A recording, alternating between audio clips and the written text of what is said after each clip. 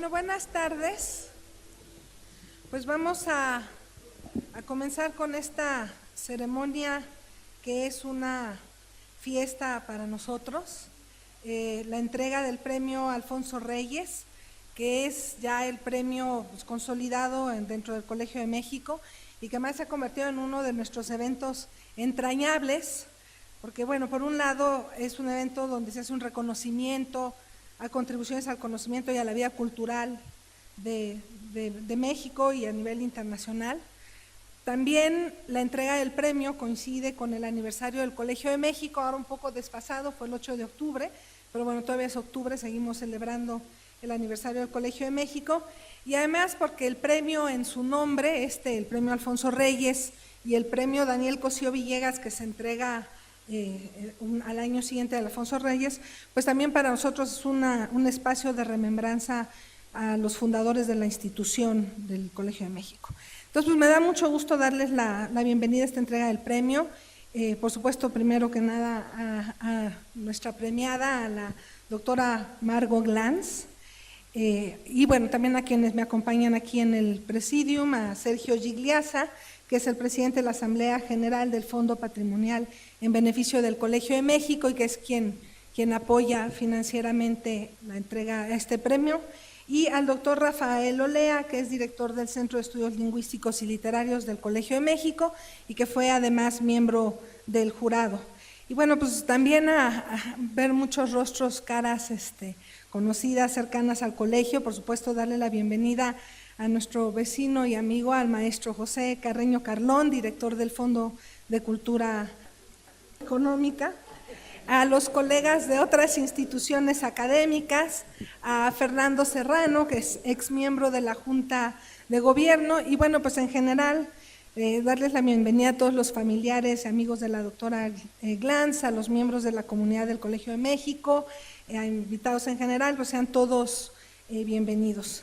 Empezaré nada más con una breve introducción, señalando los antecedentes del premio. Los premios Alfonso Reyes y Daniel Cosío Villegas se establecieron desde 2010 para conmemorar los 70 años del Colegio de México, con el generoso apoyo de la Fundación Colmex, y en concreto el premio Alfonso Reyes reconoce, lo voy a leer tal cual como está en la convocatoria, a personas o instituciones que se han destacado nacional e internacionalmente por haber realizado aportaciones relevantes al conocimiento y a la difusión de las humanidades. La forma en la que opera el premio es que se hace la presentación de candidatos por miembros de la comunidad académica del Colegio de México, y el jurado está conformado por profesores, entre otros, por profesores y directores de los centros de estudios históricos, del Centro de Estudios Lingüísticos y Literarios, del Centro de Estudios de Asia y África, además de un miembro externo al Colegio de México. Esta es la quinta ocasión en que se entrega el premio. Como todavía son poquitos, todavía puedo mencionar quiénes son los premiados anteriores. El primero se entregó a Luis Villoro en 2010, a José Emilio Pacheco en 2011, a Francisco Rico en 2013, a Miguel León Portilla en 2015, y bueno, pues el día de hoy la entrega, que como ya mencionaba para nosotros es una fiesta, celebramos a Margo Glantz en sus múltiples facetas, celebramos a la académica, a la profesora emérita de la UNAM, a la profesora de varias generaciones, pero también a la gestora cultural, a la creadora, por mencionar pues muchas de las facetas que tiene Margo, y además también celebramos, ¿por qué no?, que es la primera vez que el premio se otorgará a una mujer. Bueno, sobre Margo Glantz, uno revisa pues las diferentes historias en torno a Margo, pionera, una persona muy curiosa, lectora, escritora apasionada, parte de una generación extraordinaria de escritores a la que pertenecen, por ejemplo, entre otros Sergio Pitol, tuitera, viajera incansable y, según entiendo de muy buenas fuentes, también coleccionista de zapatos. En las últimas semanas me he encontrado frecuentemente a Margo Glantz en diferentes, no físicamente, sino en diferentes espacios. En el Colegio de México me la encontré en el taller de literatura y crítica literaria Diana Morán, que es un espacio extraordinario que tiene el CEL aquí en el colegio. Me la he encontrado por su participación en numerosos libros editados dentro del Colegio de México. Me la he encontrado en conversaciones con antiguos estudiantes de ella. y ahora más recientemente además se suma a una iniciativa editorial del colegio como parte del Consejo Consultivo Editorial de una publicación que estará por salir en la próxima semana, que es Otros Diálogos del Colegio de México. Pero también me lo he encontrado fuera del colegio. Desde que anunciamos el premio, para mí ha sido muy grato encontrar reacciones tan positivas en torno a la noticia de que Margot Glantz es quien recibirá este premio, y también me lo he encontrado en el ciberespacio, en Twitter, en Facebook, e inclusive ahí conocí de su proyecto en torno a esta reflexión sobre aspectos positivos y negativos de nuevas formas de comunicación, en particular a través del Twitter. En medio de tantos premios que ha recibido la doctora Glantz, no voy a hacer una semblanza porque el doctor Olea hará laudatio, pero en medio de tantos premios, pues ¿qué significa entregarle el premio a Alfonso Reyes del Colegio de México?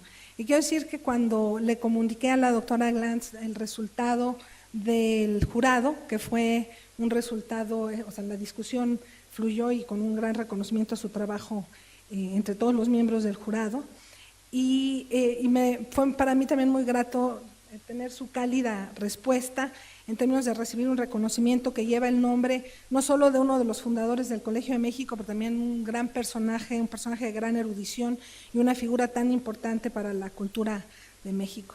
Entonces, bueno, pues en ese sentido nos da mucho gusto darle la bienvenida a Margot Glantz, a todos ustedes, felicitarla, agradecerle su generosidad para participar con esta conferencia sobre Juan Rulfo, nuestro contemporáneo, que además se inserta en el marco de las actividades por los 100 años de la muerte de Rulfo, y que también estuvo en la agenda ha estado en la agenda del Colegio de México con diferentes actividades. Le agradezco también a Rafael Olea la disposición para preparar y presentar este laudatio, y también, pues por supuesto, agradecemos a la Fundación Colmex, quien permite que se sostenga este premio. Entonces, bueno, pues sin más, pasaríamos en primer lugar a la entrega del premio, y le pediría al doctor Sergio Gigliasa si quiere hacer entrega, y me voy a parar también para poder entregarle. Pues en primer lugar Pues lo hago con mucho gusto. Nos encanta. Nos han presentado y usted me cayó muy bien. Para el Fondo Patrimonial es muy satisfactorio estar en estos eventos y participar en estos premios, porque así contribuimos al único propósito que tiene el fondo, que es apoyar financieramente los impactos culturales del Colegio de México. Muchísimas gracias, muy amable.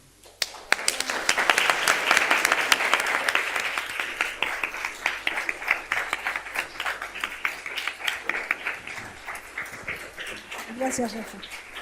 Bueno, antes de entregarle a la doctora Glantz, voy a leer el diploma que dice: el Colegio de México y la Fundación Colmex otorgan el premio Alfonso Reyes 2017 a Margot Glantz, escritora, académica, investigadora mexicana, comprometida con la difusión de las humanidades y la cultura, y cuya obra de creación literaria se ha convertido en un referente en nuestro país. Ciudad de México, miércoles 25 de octubre de 2017, Auditorio Alfonso Reyes del Colegio de México. Felicidades.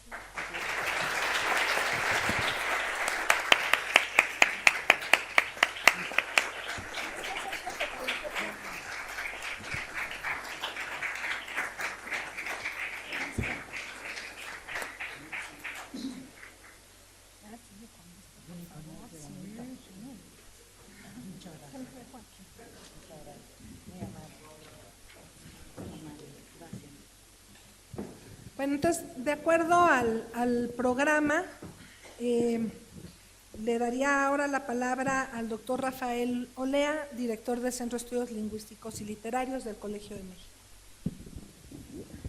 Gracias, es un placer estar aquí, en particular además, no solo por nuestra gran premiada, sino por el hecho de que esta ceremonia, por los múltiples compromisos que ella tiene, estuvo a punto de hacerse en enero del año próximo, pero de pronto abrió ella un espacio y nosotros con mucho gusto estamos aquí para lo que corresponde. Hace una semana ella me llamó por teléfono y estaba preocupada un poco por los tiempos y ella es muy respetuosa, y entonces no sé si estaba preocupada por el tiempo que yo podía usar en mi exposición o el que ella tendría disponible. Como apenas se decidió hace una semana esto, yo sí dije pues que no se debía preocupar y yo haría algo breve. Yo estudié en Estados Unidos y una amiga me contaba en una ocasión que tenía otra persona que presentara a una gran personalidad y se puso tan nerviosa que lo único que alcanzó a hacer es a leer el currículum. El problema es que el de Margo que nos entregó es de 80 páginas y es versión abreviada, así es que no cometería yo ese dislate.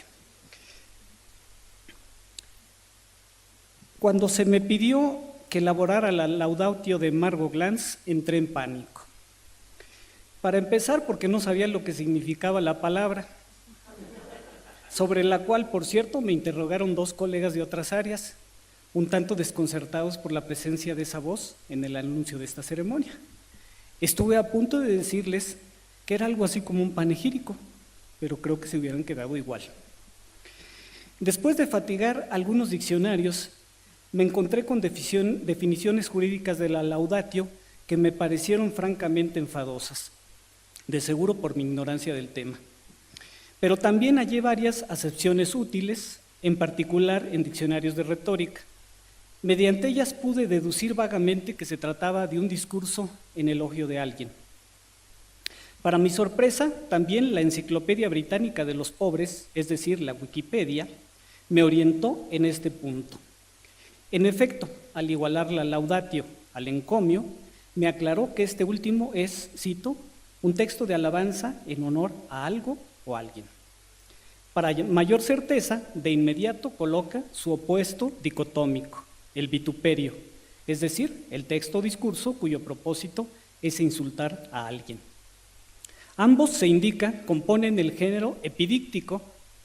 Espero que esto no sea una grosería, porque mi computadora marca con rojo ese extraño término, al igual que le sucede a Nora García, el alter ego de Margo, cuando escribe supuestas malas palabras.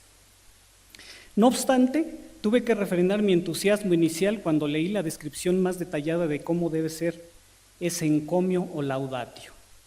Cito, a pesar de que todo el texto debe ensalzar al encomiado, como núcleo se hace un repaso biográfico que incluye familia, en la que se ensalza la nobleza, antigüedad, honra, virtudes, etcétera, de su linaje. Nacimiento. Del momento en que se dio a luz, se dirá si pasó algo extraordinario en la tierra o en los cielos. Decididamente, ninguno de esos 2 caminos era transitable para mí. Ahora bien, ningún diccionario de retórica acabó por dilucidarme cuáles son los componentes formales del subgénero laudatio, si es que se le puede conceder esta categoría. En esta carencia me amparo para argumentar que quizá no cometa yo ninguna infracción retórica si inicio mi exposición con un testimonio muy personal. Tuve la enorme fortuna, y no suelo ser hiperbólico, de que Margo Glantz fuera mi maestra de literatura mexicana del siglo XIX en la Facultad de Filosofía y Letras de la UNAM. Y cuando digo maestra, diferencio esta categoría de otra también meritoria, pero quizá más acotada, la de mero profesor. Con vastos conocimientos y un entusiasmo que yo considero esencial en la enseñanza de la literatura, no sé si en otras disciplinas, Margo me hizo entender y amar la literatura mexicana de ese periodo. Así, por ejemplo, logré leer completa y disfrutar la novela Los bandidos de Río Frío, de Manuel Paino, cuya lectura previa, lo confieso, se me había resistido. Según dictamina un famoso texto literario, la memoria es porosa para el olvido. Por ello es casi seguro que Margo haya olvidado, piadosamente, que uno de los efectos tangenciales de su seducción como maestra fue mi propuesta para que dirigiera mi tesis de licenciatura. De un modo respetuoso y sensato, ella me sugirió que quizá no era la mejor opción para el tema que yo deseaba, la obra de Borges. Con descaro debo añadir que eso no la libró de que, años después, yo la hostigara hasta conseguir su participación en varios coloquios que organicé en esta institución. Gracias a su generosidad intelectual y humana, contamos con ensayos suyos en varios libros editados en el Colegio de México. Por cierto que también mi hermano mayor, Pedro, fue su alumno, tanto en la licenciatura como en el posgrado. Él me dijo que además de la sabiduría de Margo, había valorado sus clases porque fue una maestra que lo hizo sentirse inteligente. Si no me equivoco, esa es la mejor actitud didáctica, por lo que yo me atrevería a recomendar su ejercicio a algunos colegas. Ahora bien, al intentar siquiera describir someramente la vasta y diversa obra de Margot Glantz, que transita con soltura entre diversos géneros literarios, pienso que, mutatis mutandis, me enfrento a un trance semejante al del narrador del Aleph, ese Borges ficticio que después de ver de manera simultánea todas las imágenes del universo, aduce una dificultad básica para transmitirlas mediante el lenguaje. Cito: por lo demás, el problema central es irresoluble, la enumeración, siquiera parcial, de un conjunto infinito. Lo que vieron mis ojos fue simultáneo, lo que transcribiré sucesivo, porque el lenguaje lo es. Algo, sin embargo, recogeré. Confío en que yo también algo recogeré en esta enumeración necesariamente parcial y breve de la obra de Margo. En cuanto a la recomendación de que la Laudatio contenga un repaso biográfico de la vida de la persona aludida, pensé de inmediato que la propia Margo había elaborado un rico y complejo entramado autobiográfico en sus genealogías, donde inauguró una forma literaria que sirve de modelo para nuestra cultura. A mi parecer, las genealogías que algunos leyeron de modo discontinuo en el diario 1+1 ofrecen la doble posibilidad de una lectura encadenada o episódica, ambas igualmente gozosas e ilustrativas. Entre otros méritos, sus textos fueron la revelación de un mundo poco conocido para la mayoría de nosotros, la situación de las comunidades judías de México en la primera mitad del siglo XX. En el arranque del prólogo a la edición de esos escritos, ella establece un afán reivindicativo que me atrevo a calificar como democrático. Cito: todos, seamos nobles o no, tenemos nuestras genealogías. Este proyecto de escritura solo fue posible mediante el uso de la memoria, la propia y la de los antepasados, directa o indirecta. Cabe preguntarse dónde se sitúa ella para hablar de esa realidad, entrañable pero en ocasiones también tangencial, en cuanto se nutre de recuerdos de terceros. Ella misma dice que pese a no haber nacido en Rusia ni haber estudiado el hebreo, ya que no fue varón, es depositaria de una herencia acumulada durante siglos, visible en numerosas costumbres. Asimismo, aunque de entrada se define como goy, término usado por los judíos para referirse a quienes no pertenecen plenamente a esa cultura, creo que al ubicarse con habilidad en los márgenes, exhibe su familiaridad con esa tradición, ahora inserta en un México siempre cambiante y complejo. Además, el humor de su literatura es palpable desde las genealogías, donde también se muestra la influencia familiar en este rasgo, en particular la de su padre, quien asimismo influyó en su vocación artística, ya que, entre sus múltiples y variadas actividades, escribió poesía. En lo personal, yo había recibido visos de la ironía escritural de Margo cuando leí el que quizá fue su libro inaugural de creación literaria, Las 1001 calorías, anunciado en el subtítulo como novela dietética. Se trató de la primera obra que adquirí por suscripción, ya que un entusiasta grupo de amigos y alumnos de Margo la promovió. Esa es otra de sus virtudes, generar mucho afecto entre la gente que la trata. No pude consultarla de nuevo para redactar estas notas, pues debido a que la edición es atractiva, con ilustraciones de Ariel Gusick, alguien la sustrajo de mi biblioteca. Macedonio Fernández solía decir que cuando uno presta un libro, deberían devolvérselo ya leído, con lo cual uno se evitaría el trabajo de emprender su lectura. No aspiro a que quien me privó de las 1001 calorías me lo regrese, pero sí espero que lo haya leído y disfrutado, claro está. En un libro reciente sobre las genealogías y sobre el rastro, obra esta última a la cual califica como novela-ensayo, Blanca Estela Treviño propone situar la literatura de Margot Glantz, quien posee un discurso a la vez provocativo y resplandeciente, dentro de una categoría que nos legó Rubén Darío, la de los raros o excéntricos. También señala el componente esencialmente autobiográfico de sus textos, empezando, claro está, con las genealogías y siguiendo con Nora García, la protagonista y narradora de muchos de ellos. En el relato Palabras para una fábula, Nora García reflexiona así: quizá lo que voy a contar no sea digno de escribirse ni de interesar a nadie. Este artilugio es tan antiguo como la literatura misma, porque una frase como esta sirve para establecer un contrato de lectura que posibilita que el territorio de la literatura sea prácticamente cualquier cosa, desde una mastografía, aunque Nora prefiere llamarla mamografía, hasta los perros y gatos, pasando, claro está, por un leitmotiv de la literatura y de la vida de Margo, los zapatos. No en balde los asistentes a sus cursos nos sorprendíamos de su perspicacia para detectar este elemento en todas las obras literarias. ¿Cómo olvidar la delectación con la que ella se detenía en clase al describir a Venturita, personaje de la novela Baile y Cochino de José Tomás de Cuéllar, que se desvivía por los zapatos, los cuales le permitían encubrir y al mismo tiempo exhibir sus pequeños y bien formados pies? Pero a Venturita la calzaba apenas un modesto zapatero de la calle del Reloj. En cambio, Nora García aspira a caminar el camino de la vida con zapatos de diseñador, como se dice en el texto. Una aislada muestra de la hibridez de la escritura de Glantz se despliega en Zapatos, andante con variaciones, en cuyo arranque, de carácter ensayístico, se proporcionan dos datos eruditos. El primero, que la palabra zapatos es de origen turco y renacentista, pues en español antes se usaba calzas o calzados.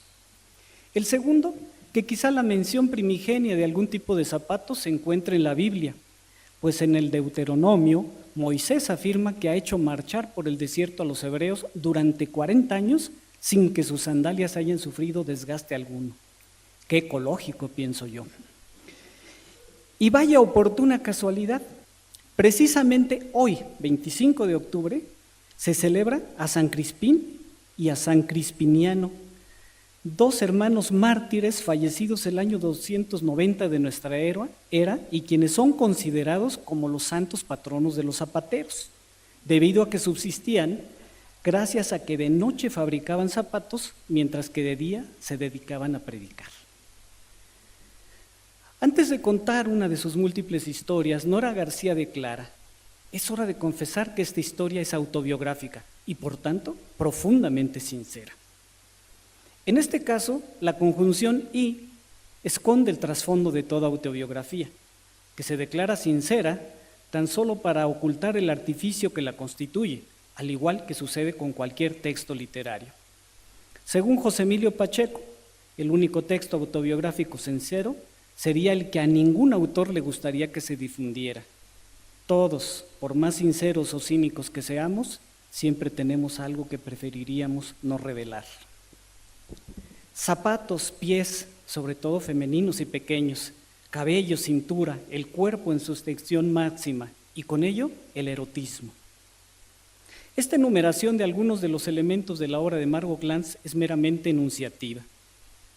Recuerdo, por ejemplo, un trabajo suyo sobre Santa, la célebre novela de Gamboa, donde con inteligente e incisivo feminismo se burla del libro El himen en México, publicado en 1885 por el médico Francisco de Asís Flores, primo del famoso poeta Manuel M. Flores.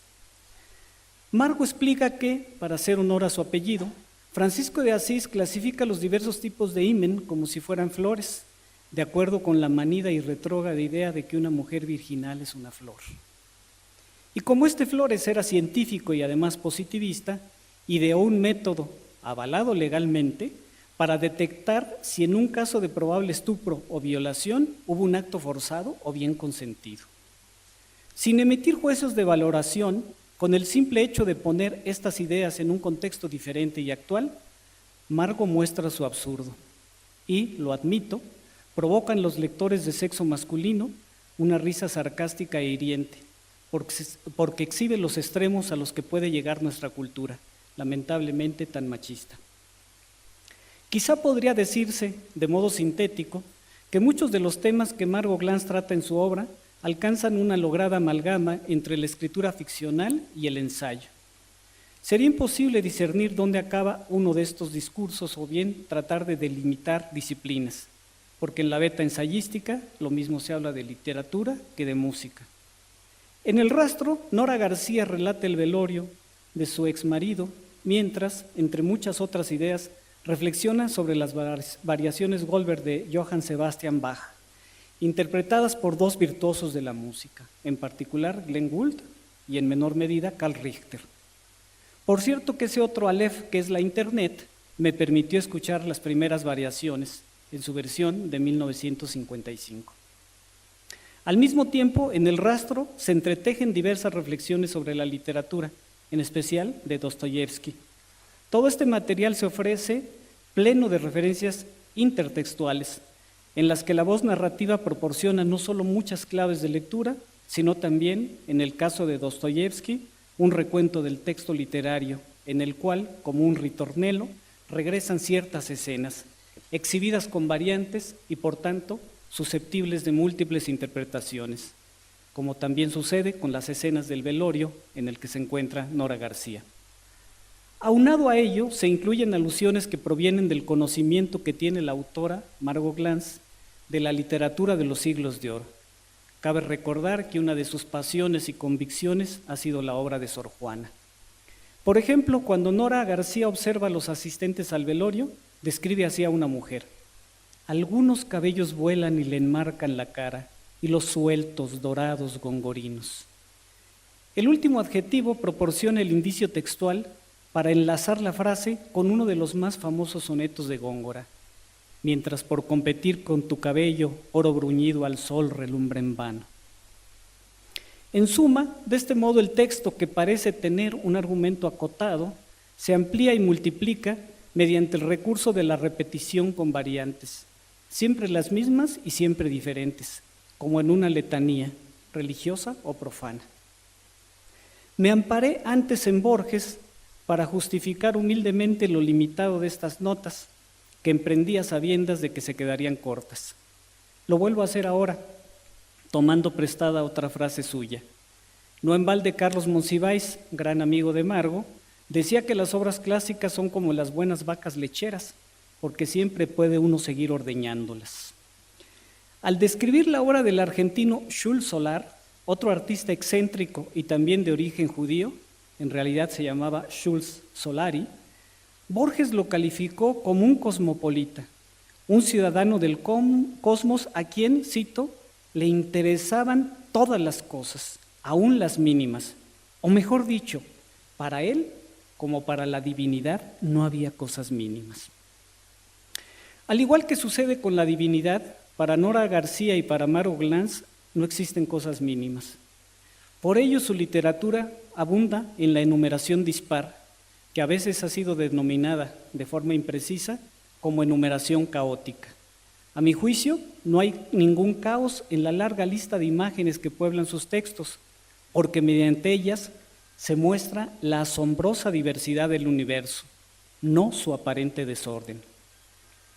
¿Acaso en las cosas mínimas y en la cotidianidad, que no es más que una repetición con variantes, resida la esencia de nuestras vidas, tal como se puede apreciar en la vasta literatura de Margot Glantz? Muchas gracias.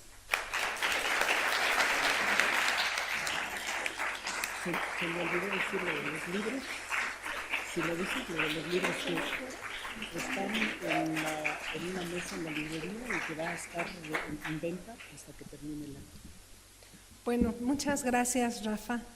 Antes de darle la palabra a Margot Glantz, les comento que los libros de Margot, la librería del Fondo de Cultura, nos hizo el favor de tener la presentación de los libros que están y estarán a la venta, inclusive después del evento, extendiendo su horario. Entonces, ahora sí me da mucho gusto darle la palabra a nuestra premiada, la doctora Margot Glantz, para la conferencia sobre Juan Rulfo. Muchas gracias. Gracias. Buenas noches. Agradezco cumplidamente el honor que se me hace al entregarme el premio Alfonso Reyes, autor que siempre he admirado y sobre el cual he escrito varios textos, quien cuando yo era joven dirigía esta institución que tanto admiro y tanto he frecuentado a lo largo de mi vida. Quisiera extender asimismo este agradecimiento a la doctora Silvia Giorguli, actual presidenta del Colegio de México, y al presidente de la Fundación Colmex, a los miembros del jurado que decidieron generosamente concedérmelo, a Anthony Stanton por haber tenido la iniciativa de proponerme, a Rafael Olea por esta alabanza inmerecida, y a todos los amigos muy queridos, colegas y miembros de mi familia que esta tarde me acompañan. Desde muy joven, en mis años pasados en la preparatoria número 1, la única que había entonces, solía venir a menudo con otros compañeros a trabajar en la biblioteca del colegio. Por recomendación de mi amigo Sergio Morales, antropólogo muy brillante, fallecido muy joven y donde éramos atendidos espléndidamente por Surya Peniche, amiga querida que entonces trabajaba allí. Recuerdo con nostalgia esa casona situada en la calle de Sevilla, en la entonces popular y dinámica Zona Rosa, donde estaba albergado el colegio e impartían clases y conferencias varios de los más eminentes profesores exilados en México al advenimiento del franquismo, congregados antes en lo que había sido la Casa de España en México por iniciativa de don Ariel Cosío Villegas y el patrocinio del general Lázaro Cárdenas. Bueno, enumero a todos los que conocí, pero mejor se los ahorro. En fin.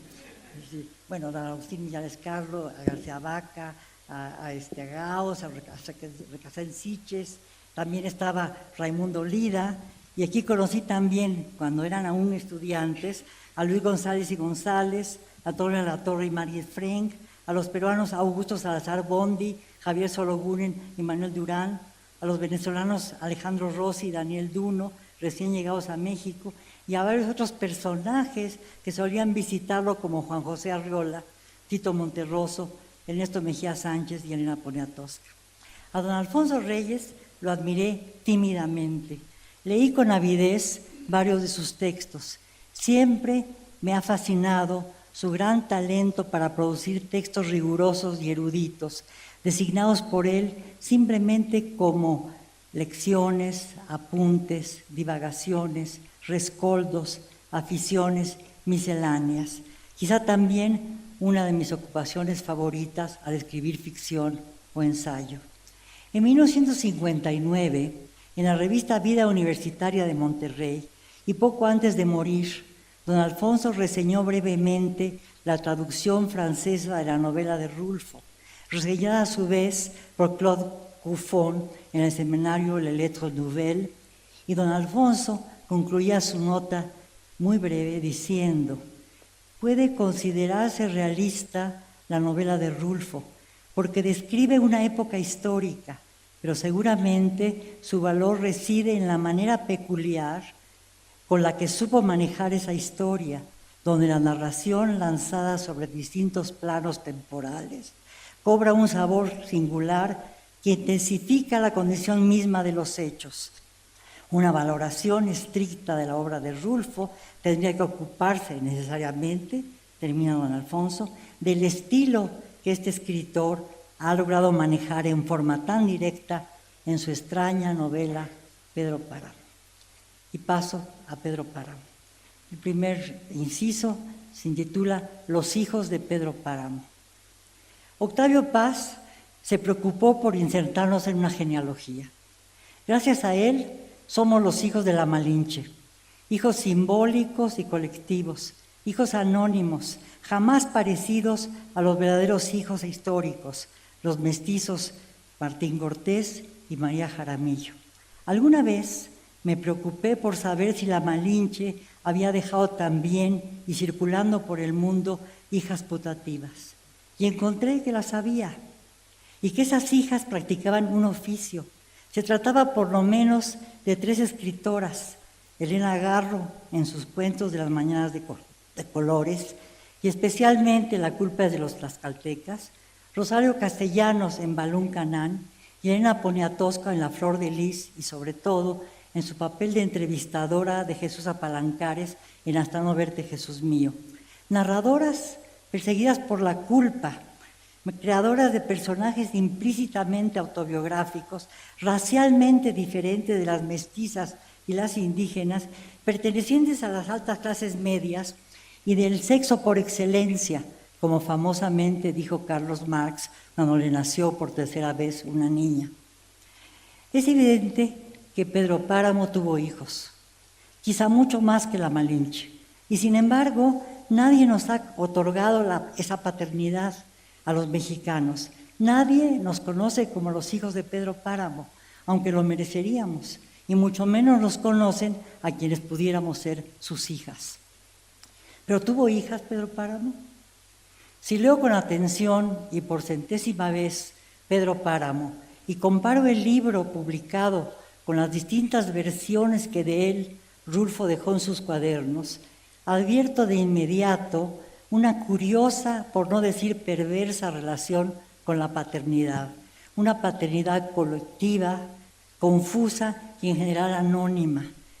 Muchas veces incestuosa, pero históricamente evidente durante el Porfiriato, porque Comala, además de estar llena de ruidos, voces, rumores, canciones lejanas, está poblada por varios de los hijos bastardos de Pedro Páramo, de los cuales solo sabemos que a pesar de ser sus hijos, como explica el arriero Abundio, él mismo uno de ellos, sus madres los han malparido en un petate. En ese sentido, es revelador el hermoso diálogo que un personaje a sí mismo, anónimo, llamado Aquel Hombre, en realidad el propio Abundio, sostiene en los cuadernos con un Juan Preciado aún no muy bien delineado y todavía anónimo, por lo menos en ese fragmento, mientras ambos, Juan Preciado y Abundio, caminan hacia una Comala también aún innombrada. El ejemplo, dice Abundio, lo tengo en mi propia casa. Ya le presentaré a mi señora cuando estemos allá. La verá usted junto al comal frío, como un ladrillo más del pretil de la cocina, ya sin obligaciones, habiendo dado lo que pudo dar de sí. Pero tuvo 11 hijos, de los cuales nada más 2 fueron míos. Los otros eran ajenos, de esos que se consiguen sin saber cómo, que salen como de rebote. Un día amanecen allí, nuevecitos, todavía friolentos por el aire, y los ojos inocentes de nuestra mujer que nos miran suplicantes, pidiendo que les cuidemos al retoño, que lo llevemos a bautizar para que no se muera lejos de los brazos de Cristo. Yo he tenido que hacer eso 9 veces. ¿Y usted sabe de quién eran aquellos hijos? No tengo la menor idea, de Pedro Páramo. Párrafo maravilloso, demuestra el trabajo extraordinario que Rulfo hizo para lograr que su novela fuera lo que es. ¿Qué hubiese sucedido si aquel hombre, ese personaje que luego se convertiría en el verdadero y casi mudo y antes locuaz Abundio novelesco, no hubiese sido hijo bastardo de Pedro Páramo? Como diría Borges, el mérito de una obra no está en la longitud, sino en su delicado ajuste verbal. De esta pródiga paternidad que proligera sin domeñarse, antes de definirse en la novela, nos enteramos en los cuadernos. Allí los personajes aparecen, reaparecen, desaparecen, son hijos o son padres, son primos o esposos. Hay pocas madres nominadas y muy pocas hijas. Las filiaciones se confunden. Un ejemplo importante por su papel en la novela y su función dentro de ella, como único representante de la Iglesia en el pueblo, es el del personaje que será luego el padre Rentería, originariamente el padre Villalpando en los cuadernos, cuyo origen, aunque borroso, lo identifica de manera definitiva allí como hijo de Pedro Páramo, durante mucho tiempo llamado por Rulfo Maurilio Gutiérrez. Que el padre Villalpando era hijo natural de Rómula Benavides, una de las más viejas sirvientas de Maurilio Gutiérrez. Se decía que su padre había sido el mayordomo Villalpando, o su hijo, que fue durante muchos años caporal, o de un primo de ellos que vivía dentro de la hacienda. Ni ella misma lo sabía. Fueron tantos Mauricio Gutiérrez se encargó de su educación y cuando al fin vino el padre Villalpando a hacerse cargo de la iglesia de Comala, él le habló de usted y se arrodilló como todo el mundo y le besó la mano. Una anotación al calce.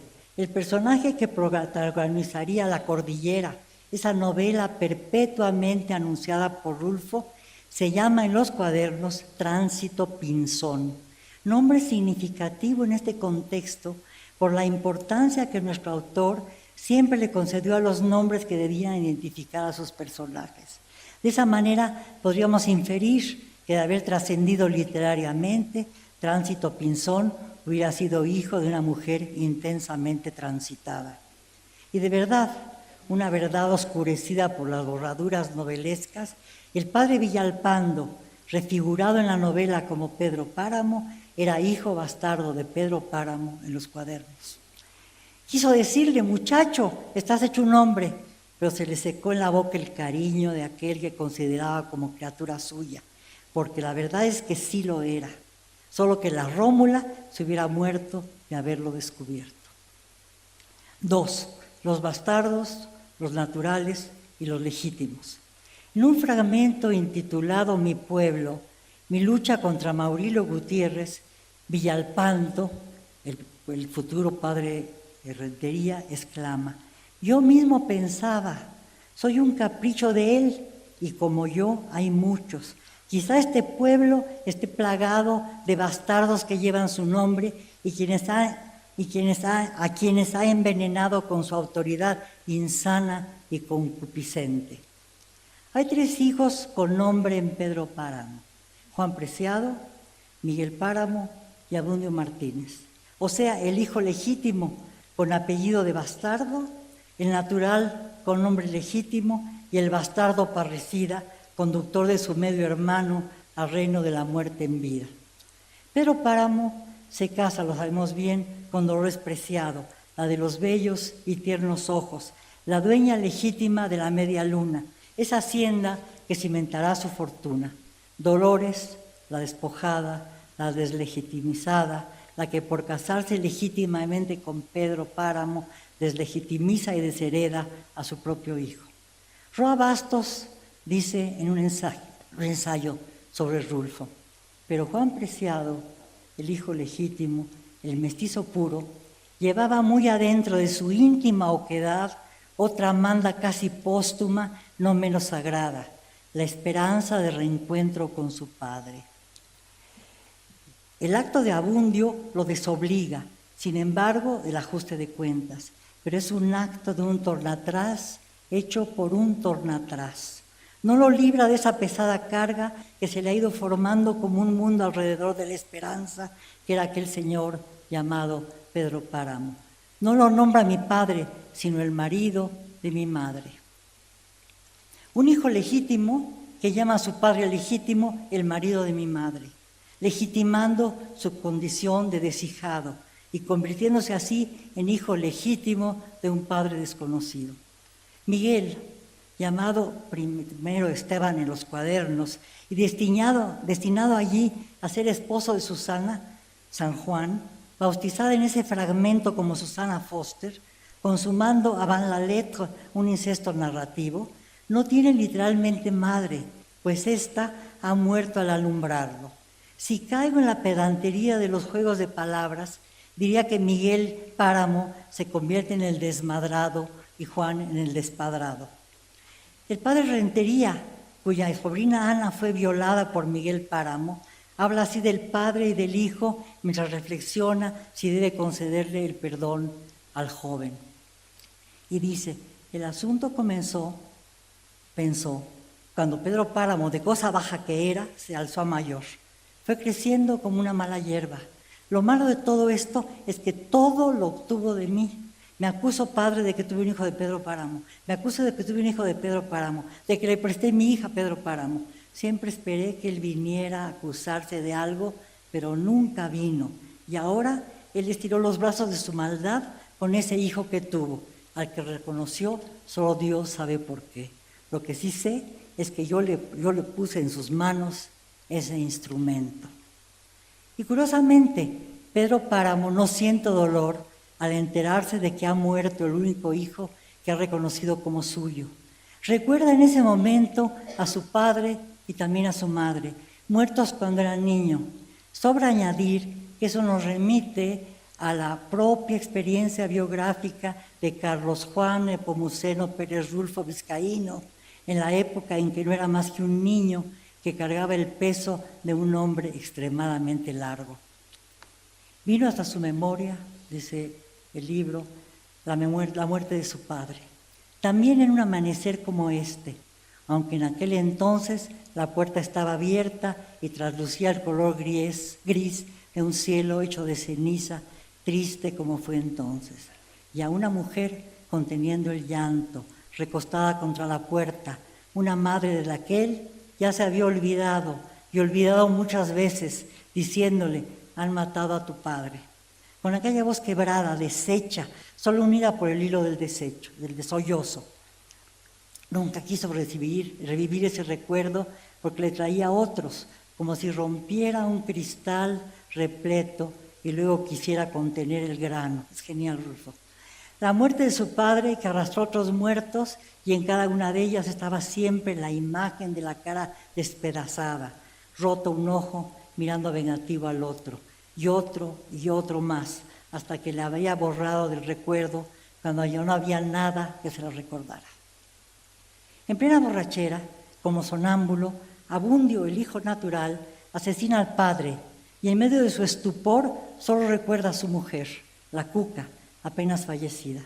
Para enterrarla, pide limosna a Pedro Páramo, que espera sentado en su equipal a que la muerte lo acerque a Susana San Juan. Abundio, oxímoron perfecto de su mismo nombre, arriero miserable, le toca el doble papel de guía de su medio hermano y de asesino del cacique.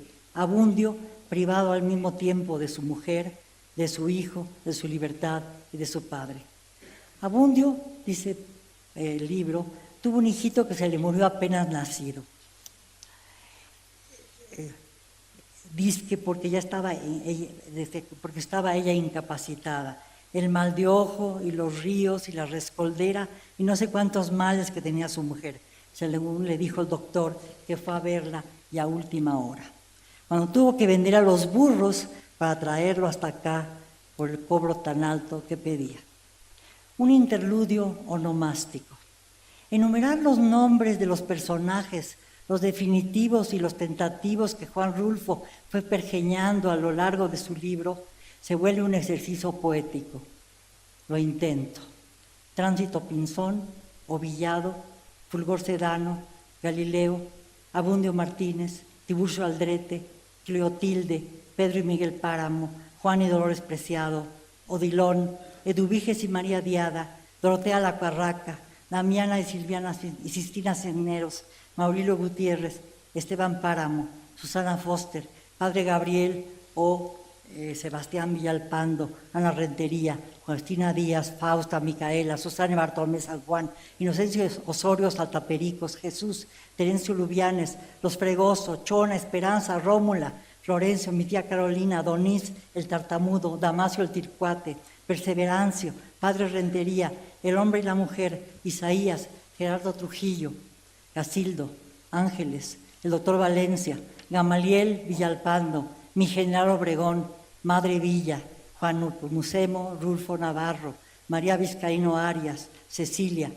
Euralia, Julián Sandoval, Sebastián Rentería, Santa Nunilona, Virgen y Mártir, Anercio Obispo, Santa Salomé Viuda, Alodia o Elodia y Nulina, vírgenes, Córdula y Donato, Toribio Mateos, Jacinto Trujillo, Manuel Mantilla, Eusebio Tosorio, etcétera, etcétera, etcétera. 3 o 4, no sé. El ejercicio de las tachaduras o las tachaduras como escritura. En un texto de los numerosísimos que han escrito sobre Rulfo, añadidos a los otros numerosísimos que sobre él se han escrito, primero a los que yo escribí y a los que han escrito, y se siguen escribiendo sin agotarlo, decía yo lo siguiente, refiriéndome a las múltiples borraduras a las que sometió sus textos. Gracias a la publicación de sus borradores en los cuadernos de Juan Rulfo, verificamos que en el proceso de escritura, al escribir Pedro Páramo, se ha decantado de manera parecida a la poesía de César Vallejo, a fuerza de hachazos efectuados sobre el cuerpo del texto, despojándolo de cualquier excrescencia explicativa o hasta narrativa. En los cuadernos se advierte con mayor nitidez ese procedimiento esencial en sus obras. Las variantes conservadas sobre las que se extendió largamente Iber Jiménez de Valls dan cuenta de anécdotas, acciones y diálogos totalmente rulfianos, pero que por no estar sometidos a la operación de limpieza devastadora que les da sentido, se nos antojan superfluos. Hasta los nombres de los protagonistas, Maurilio Gutiérrez, Esteban Páramo, Susana Foster, enfrentados a los nombres ya acuñados, Pedro Páramo, Miguel Páramo, Susana San Juan, carecen de densidad y hasta de repercusión sonora. Es como la lectura de ciertos versos, aún no deshuesados frente a la versión definitiva que nos dejó Vallejo, como para la lectura de Primero Sueño, si intentáramos, como lo hizo Méndez Placarte, ordenar los versos de acuerdo con la sintaxis ordinaria. En una entrevista muy citada que Pedrites le hizo a Rulfo, explica: llenaba los vacíos. Descubrí que el escritor llenaba los espacios desiertos con divagaciones y elucubraciones. Yo antes había hecho lo mismo y pensé que lo que contaba eran los hechos, y por eso busqué a personajes muertos que no están dentro del tiempo y del espacio. Suprimí las ideas con las que el autor llenaba los vacíos, como quien dice destomanización, bueno, como diga, que le quitó a Thomas Mann, digamos, ¿no?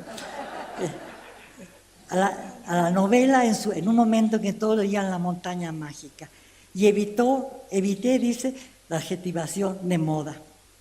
El Yáñez al filo del agua se creía que adornaba el estilo y solo destruía la sustancia esencial de la obra, es decir, lo sustantivo. En el mundo de los muertos, el autor no puede intervenir más que con su escritura. Vuelvo a intervenir por mi parte y reitero, ¿es el escritor del que se acusaba de no ser un intelectual y que no sabía cómo reflexionar sobre su obra? Me salto un pedacito de lo que decía Rulfo, perdón. Bueno, los nombres del padre y las borraduras se extienden de manera incisiva y constante a las relaciones familiares. Relaciones confusas, enracimadas, inextricables, casi imposibles de desenredar, mientras Rulfo las iba pensando y organizando, para luego decir, una vez publicada la novela, reeditada 1000 veces y traducida a todos los idiomas, que di con un realismo que no existe, con un hecho que nunca ocurrió y con gentes que nunca existieron. En uno de los borradores de Pedro Páramo, el padre Villalpando, hijo, como hemos visto, de Maurilio Gutiérrez, luego Pedro Páramo, y convertido en sacerdote gracias a su impulso, habla paradójicamente del pueblo donde ha nacido y donde gobierna un cacique, como si se tratara de un hecho natural, idílico, la época dorada del mito, en cierto paralelismo con los recuerdos de Pedro Páramo, niño, evocando a Susana San Juan, a la región próspera, arcádica, con que Dolores Preciado envía a su hijo a la tierra prometida. Eran cosas que después de hechas se olvidaban, mas en un lugar en que todos hacían lo mismo y en que tener un hijo, Dios sabía de quién, no se trataba con menosprecio. Antes, por el contrario, aquello representaba una ayuda, a veces permanente, pero casi siempre real. Comala, dice los cuadernos, había vivido siempre así desde tiempos remotos. Bueno. Como si la fractura producida por la Revolución y la Cristiada, acontecimientos que, como se dice continuamente, están tratados por Rulfo de una manera tangencial, como borrados, o solamente esbozados en el texto. Otro tipo de borraduras diesen cuenta de una época en la que, como recuerda Doloritas, solo hay llanuras verdes, ver subir y bajar el horizonte con el viento que mueve las espigas, el rizar de la tarde con la lluvia de triples rizos, el color de la tierra, el olor de la alfalfa y del pan, un pueblo que huele a miel recién derramada. La tierra de leche y miel de la Biblia, la tierra gobernada por los Mauricio Gutiérrez y más tarde en la versión terminada por los Pedro Páramo, muchas gracias. La tierra de los Pérez Rulfo vizcaínos antes de la Revolución y la Cristiada, ese Pedro Páramo que arruina a su pueblo porque se burla de su dolor, no lamenta la muerte de su amada y la festeja como si en lugar de un duelo se celebrase una romería. Don Pedro no hablaba, dice el narrador, no salía de su cuarto, juró vengarse de Comala.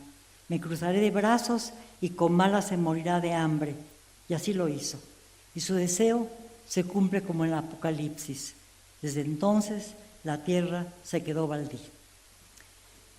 La desaparición o el exceso de lo maternal, inciso último. Siempre en los cuadernos, en el fragmento en el que se inicia, con el que se inician e intitulado por los editores palabras, dichos, frases, los textos entreverados como el siguiente me llaman la atención. Los rayos del sol entraban al cuarto por una pequeña ventanita. Ya viene Dios, digo. Al siguiente renglón y aislada pone Rulfo la palabra cuñado. Y cerca de estas otras frases. Los aires se enojan y enojándose producen mal de ojos. O la palabra hemiplegia, ataques espasmódicos. Y de repente una frase específica me llama especialmente la atención. Dice simplemente, María Diada, la diosa entre los tepehuanes. Eduviges Diada pudo haber sido, como ella misma dice, la madre de Juan Preciado. Perdóname que te hable de tú, lo hago porque te considero como mi hijo. Sí, muchas veces dije, el hijo de Dolores debió haber sido mío. Después te diré por qué. No lo fue, eso digo, ya soy yo, casi por milagro. Pero en cambio, Eduviges tuvo muchos otros hijos. Lo descubrimos por un monólogo del padre Rentería.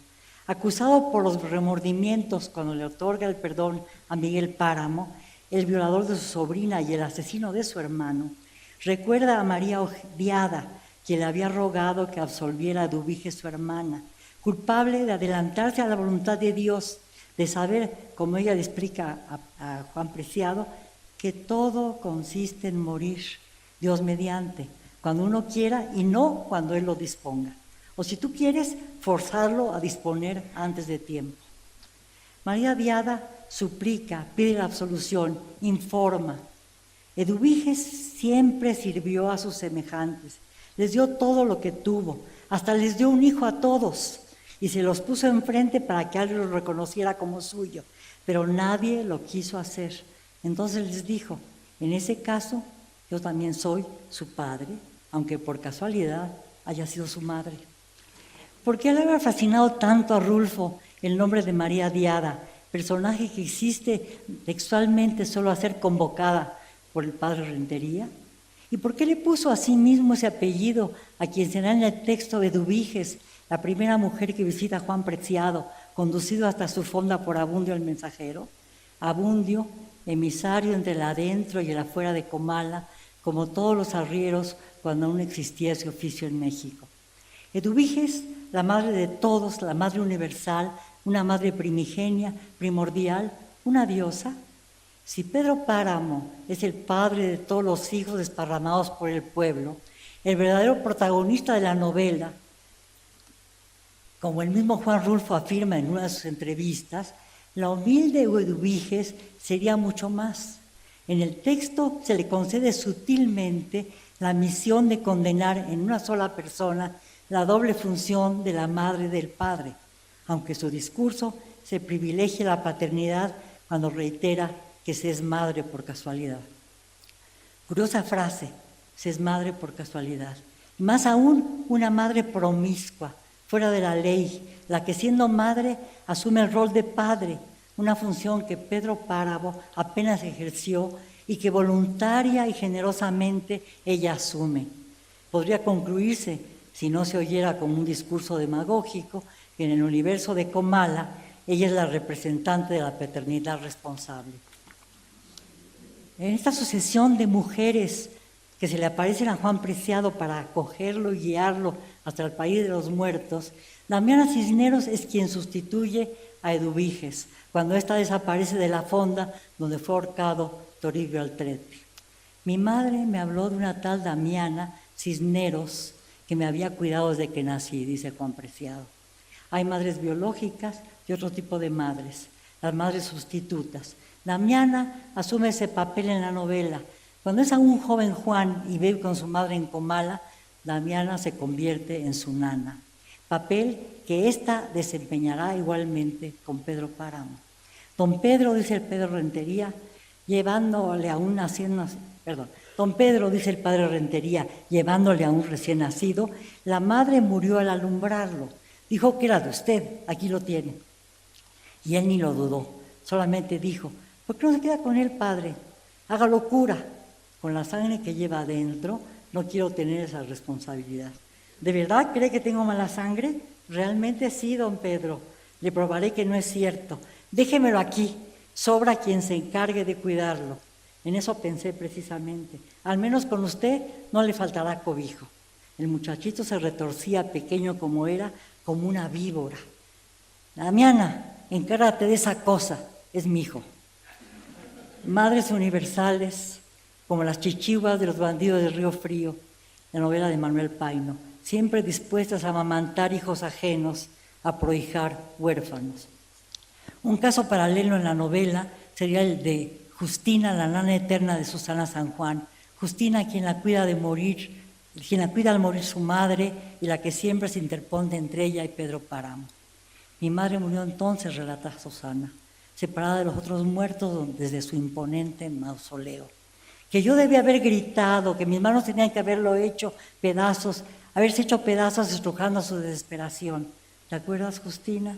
Acomodaste las sillas a lo largo del corredor para que la gente que viniera a verla esperara su turno. Estuvieron vacías. Mantiene durante toda la novela ese carácter, la de eterna servidora, atenta a los problemas y necesidades de los demás. A ella acude Pedro Páramo, herido de muerte por Abundio. Se apoyó en los hombros de Damiana Cisneros e hizo el intento de caminar. Después de unos cuantos pasos cayó, suplicando por dentro, pero sin decir una sola palabra. Dio un golpe seco contra la tierra y se fue desmoronando como si fuera un montón de piedras.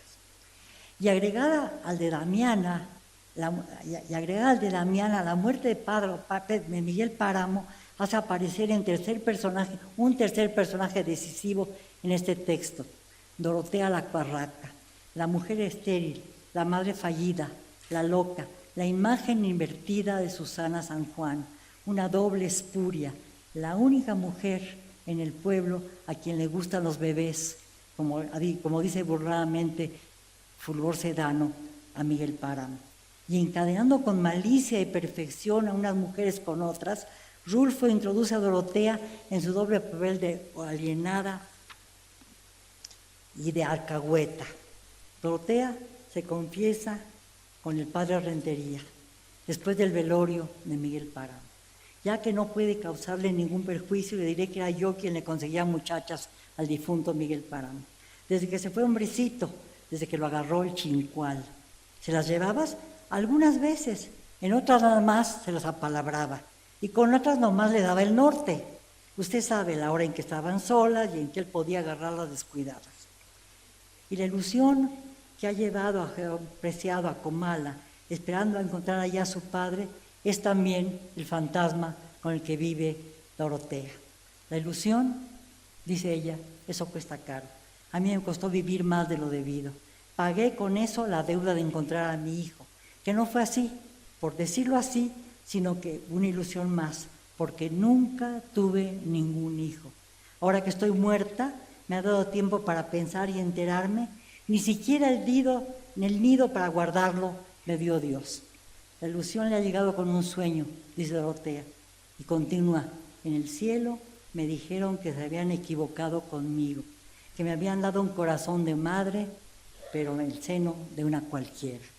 enterrada en la misma sepultura que Juan Preciado, sin robarle siquiera tierra a la tierra, porque está acostada encima de él, en el hueco de sus brazos, acunada por él. Dorotea se convierte en la hija de Juan Preciado y éste en su madre primordial. Así, concluyo, Pedro Páramo no dejó hijas, o por lo menos hijas que llevaran ese nombre, pero sin quererlo ni buscarlo, Juan Preciado es, en la novela, el único padre-madre de una hija estéril deshijada. Muchas gracias.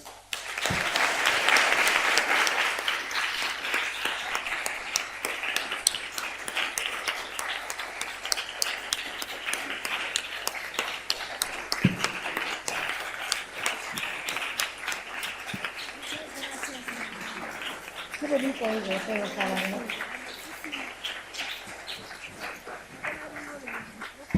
Sí. Bueno, pues con esto damos terminada la ceremonia. Los invitamos al brindis para seguir la celebración y el reconocimiento a nuestra querida Margot Glantz. Muchas gracias.